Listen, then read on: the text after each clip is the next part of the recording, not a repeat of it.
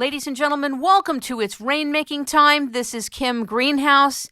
It gives me great pleasure to welcome Barbara Lamb to the show today.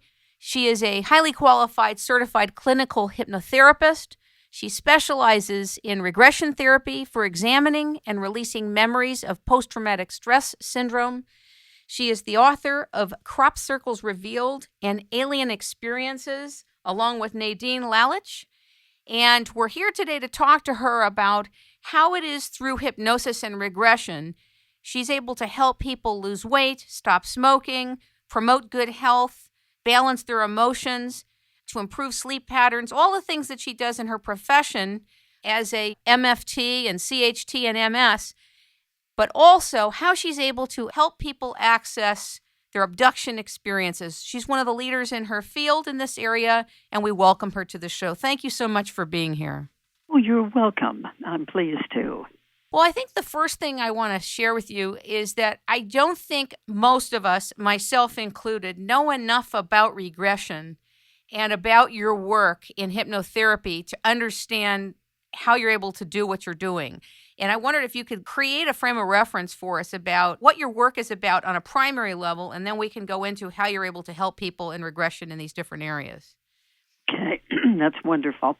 Yes, well, regression is actually a form of hypnosis. I know a lot of people wonder about hypnosis and think of it as kind of some mystical booga-booga sort of thing. And really it isn't. Hypnosis is just simply helping somebody to get into a very nice, deep state of relaxation.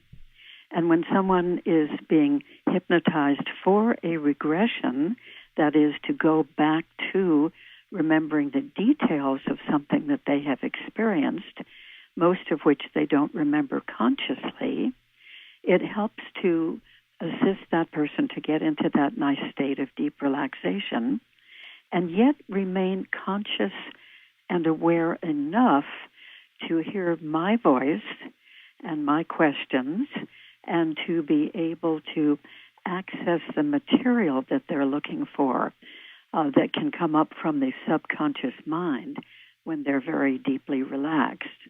The person also needs in regression to be conscious enough to be able to talk out loud and tell me what's happening that's coming up on the inside in terms of their memories, or actually, as I prefer to think of it, as they are reliving the experience that we've gone back to. So the person is going through the experience that we've returned to in the regression. They go through it moment by moment by moment, and they're reporting what they're aware of moment by moment. And my function, as I see it, as the regression therapist, is to continue to ask questions and reassure them that they're doing well with this and keep on going, see what's happening next. And I ask very critical questions in guiding the regression. In other words, I say, what are you aware of now? Or what's happening now? What do you see around you? Are you by yourself? Is there anyone else there? Just questions to keep it going, but not to put any influence or any ideas into that person's mind. So it really is for the person a going back to something that has happened and reliving it, as I've said, moment by moment by moment. And this is very different than when we're conscious and awake and we are remembering an incident and we're telling it like a story. We're telling it in the past tense, like I did such and such, and then someone came in and, they're talking about it in the past tense as if it's already a complete story.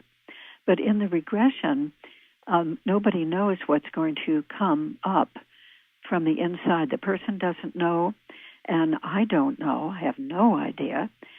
So it's sort of an interesting process, an interesting mystery that seems to be unfolding.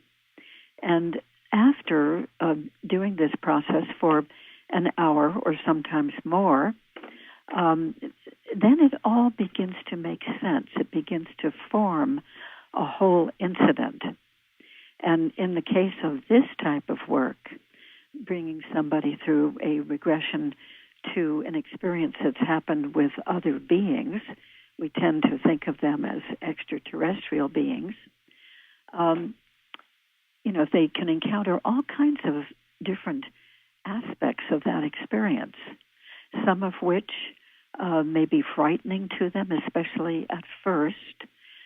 Some of the aspects might seem quite negative to them.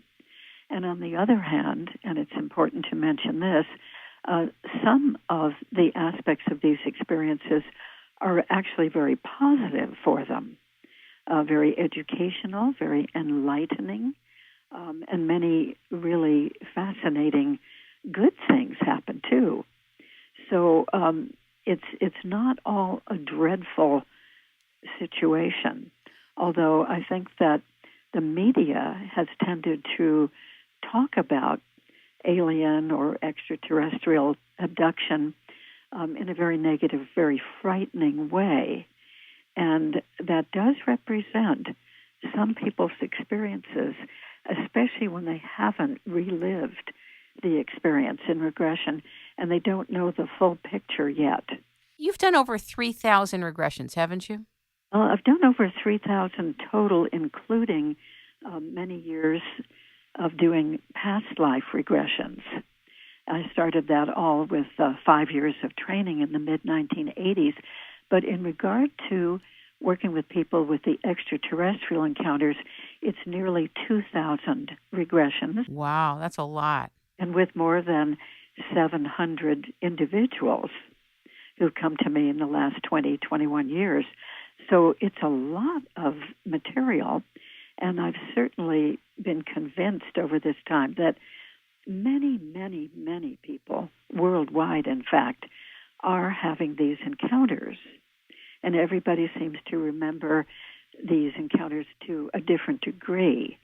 Some people, for instance, will remember nothing at all about having anything to do with this until somehow suddenly they might be triggered by something they read or a picture they see or maybe a television program or a film or something, and it will start to trigger memories of incidents that they've actually had.